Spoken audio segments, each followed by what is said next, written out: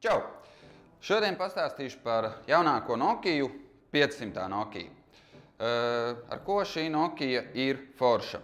Viņa ir salīdzinoši lēta, viņa nav dārga, viņa ir plus mīnus apmēram 150 latu robežās. Telefons izstāsta, ka varbūt nav pārāk liels, bet viņam ir 3,2 colu ekrāniņš.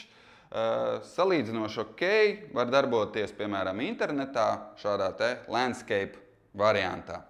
Kā arī te mums ir micro USB kontaktiņš, caur kuru var lādēt, tāpat kā arī caur Nokijai ierasto to mazo pipsiku, to lādētāju arī var lādēt. Protams, telefons atbalsta 3G internetu, atbalsta Wi-Fi.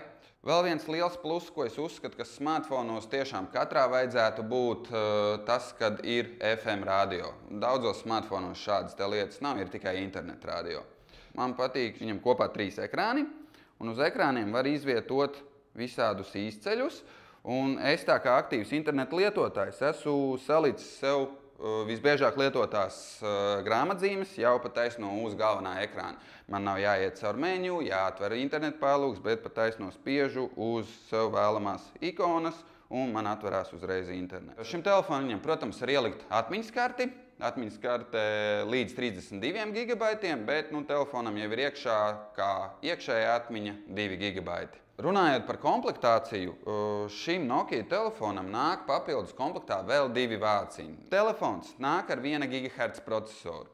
Tas procesoriņš it kā ir jaudīgs, bet uz patreizējās operētāja sistēmas viņš strādā nedaudz pa lēnu priekš 1 GHz procesoru.